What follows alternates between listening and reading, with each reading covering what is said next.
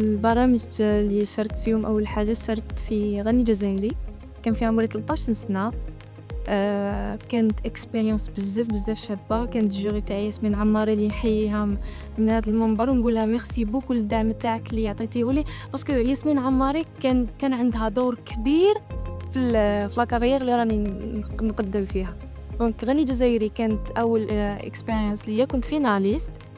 ومن بعد موراها حبست ان بيريود باسكو الله يرحمو جدي مات، تما درت اون بوز عاد وليت شاركت في اكس فاكتور اللي الناس سمعوني وحبوني كيما شفتوا في لي ريزو.